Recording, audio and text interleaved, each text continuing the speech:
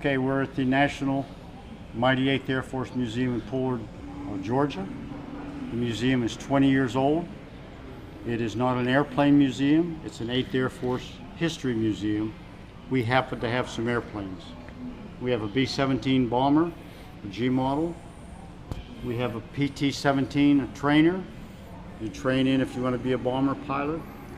Behind the museum along Interstate 95 in Georgia as an attention getter, we have a Vietnam B-47 bomber.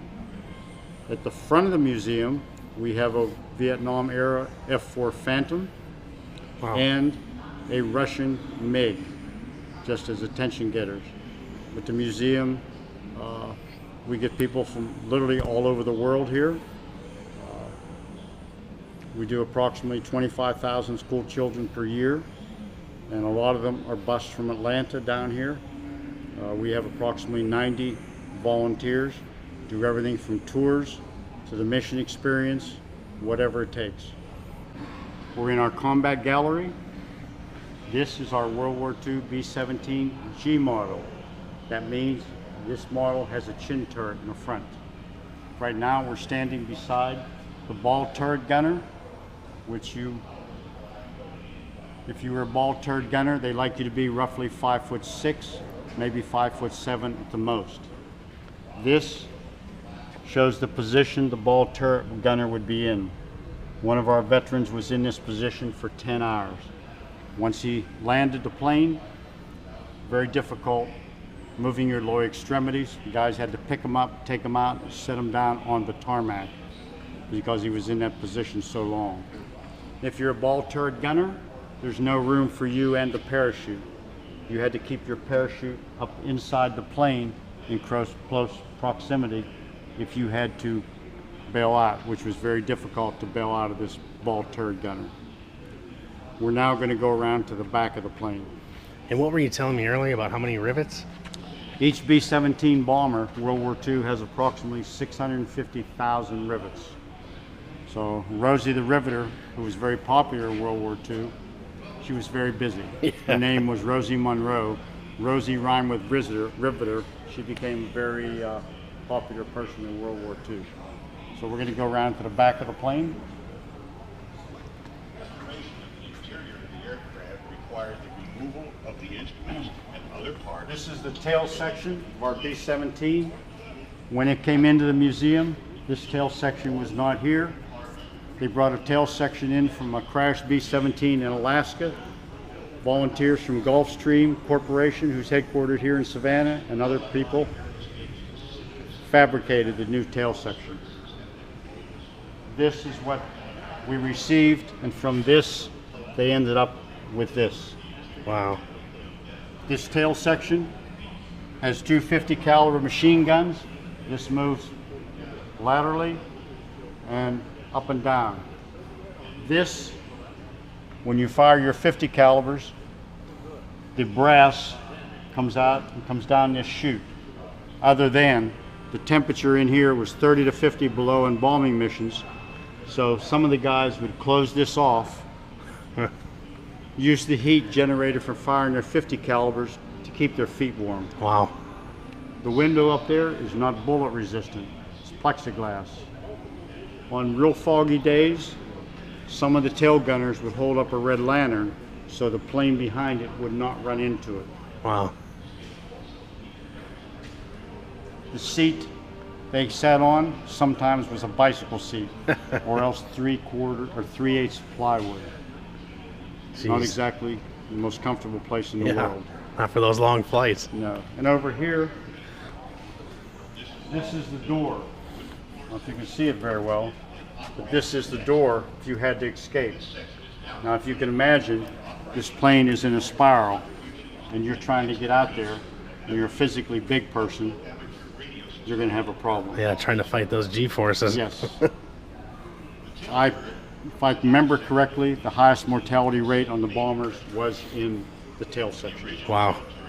The life expectancy of one of these bombers in World War II was 11 missions.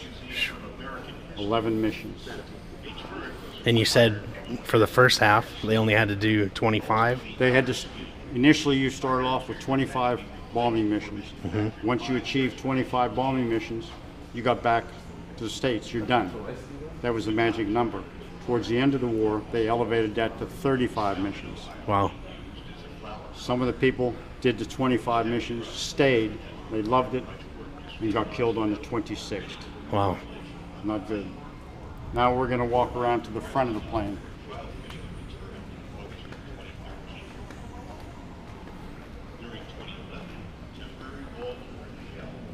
And this one above us here, he said this was the Escort.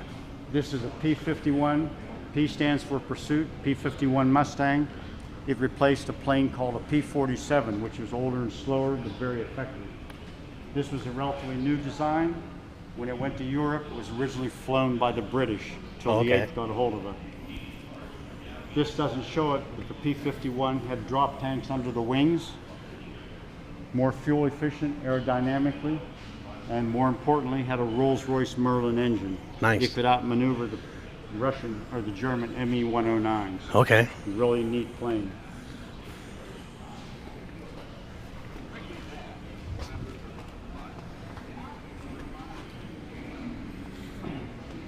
We're going to walk around to the front.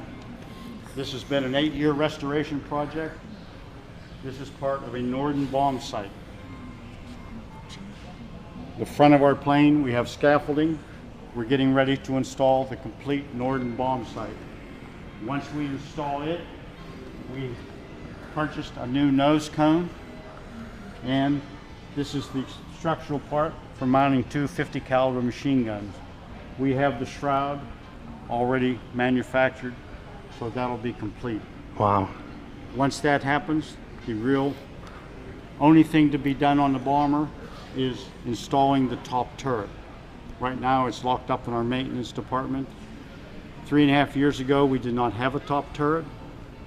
One of our volunteers went to his home in Ohio, and believe it or not, they had the top turret being used as a planter in a nursery. So he brought it back with him. It's taken that long to restore it because the gentleman who did the restoration on that bomber part, the top turret, was very meticulous. How many?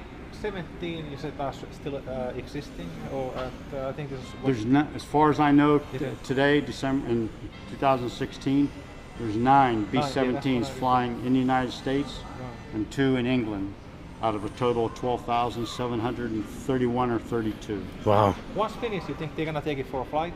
No. Per the agreement with the Air and Space Museum when this came in, Yeah. it has to stay inside the building and does not fly. That was our agreement. And how many man hours you said so far you guys have on this? 48,000 man hours Wow. approximately. That's a long time. Let's go around here.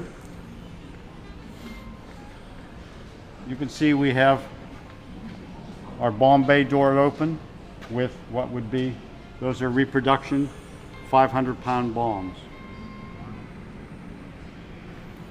The plane is all aluminum. If you made it out of steel, the thing wouldn't fly, it'd be too heavy. It is all aluminum. This part with the red flag hanging down is what's called a pitot tube, airspeed indicator. Like the speedometer in your car, it tells you how fast the plane is going. There was an original City of Savannah that was lost, I believe, on the 14th mission. 1 was killed, 9 became POWs. Once we received this, we felt it was appropriate to redesignate this City of Savannah again, and we did that. We had the dedication 1 year ago in February 28th for the City of Savannah. We had a big service here, and we had at that time the current commanding general of the 8th Air Force in Barstow, Louisiana, a 3-star general, and a lot of other dignitaries here.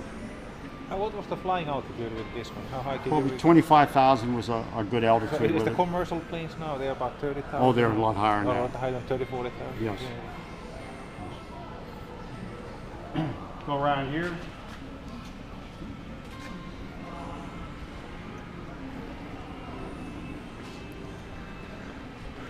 We just had a gentleman wrote a book on the restoration of this bomber. He just came out within the last month. We do sell that in our gift shop here.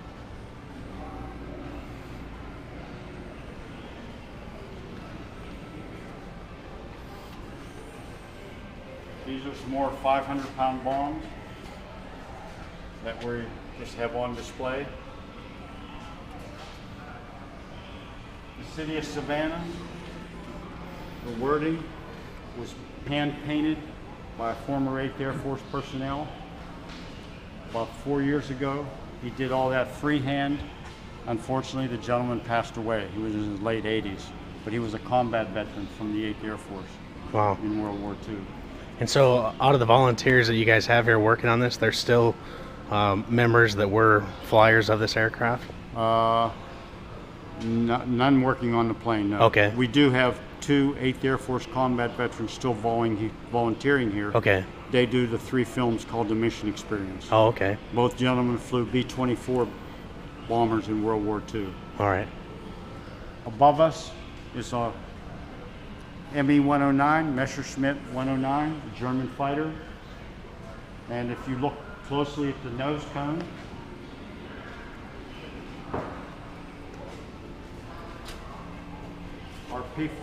our B-17 bombers are firing 50 calibers, which seems to be large. But if you look at the nose of this Me-109, they're shooting 20 and 30 millimeter cannon, which is significantly different than a 50 caliber. This aircraft was about 74 feet long and 103 feet wingspan. The height went up to about 19 feet. All right, this is Jack Screw Jesse signing off from Georgia, doing my report on the B-17 and what an amazing aircraft it was. We'll see what Pitch Lock and Fast Eddie have to say about this one.